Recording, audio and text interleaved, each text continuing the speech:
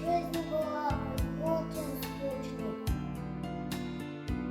Если бы жизнь была безвкусной. Как приятно слышать звук.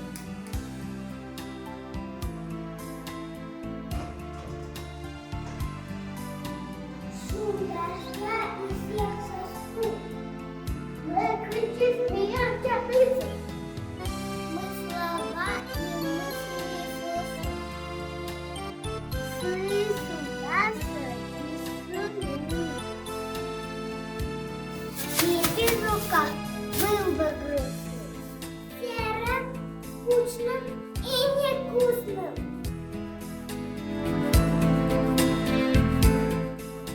Я Полищук Марина Владимировна, педагог высшей квалификационной категории высшего уровня. Педагогический стаж более 30 лет. Работаю музыкальным руководителем в детском саду номер 187 города Алматы. Музыкальное воспитание является синтезом различных видов деятельности и рассматривается как процесс целенаправленного обострения у детей чувствительности, впечатлительности, развития взаимосвязи различных ощущений. Одним из составляющих для всестороннего развития детей дошкольного возраста является игра. Именно в ней они учатся выражать свои чувства, приобретают навыки общения.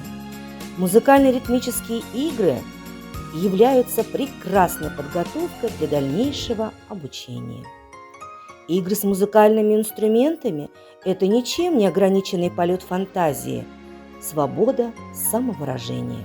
В своей работе я применяю игру на нетрадиционных инструментах, такие как пластмассовые стаканы, деревянные палочки, грецкие орехи, целлофановые мешочки, палочки для суши, бумажные тарелочки. Наш детский сад работает по методике осыкотерапии. Я разработала в свою очередь серию музыкально-ритмических игр с осыками. Эти игры мы перевели на государственный язык.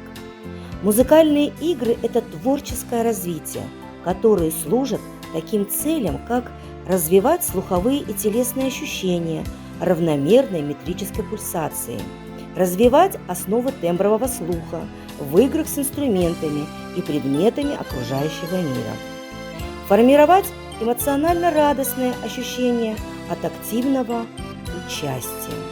Вы меня спросите, в чем же новизна моего опыта? В основе моего опыта я предлагаю использовать нетрадиционные инструменты, которые способствуют развитию абстрактного мышления, фантазии и креативности музыкально-творческих способностей. И что же мы получаем в результате? А в результате развиваются нравственно-коммуникативные качества личности, музыкально-творческие способности детей, пробуждается эмоциональная отзывчивость их, творческая активность. Мой данный опыт может также быть использован как педагогами, но и может заинтересовать родителей для создания вариантов домашних оркестров для проведения домашних мероприятий.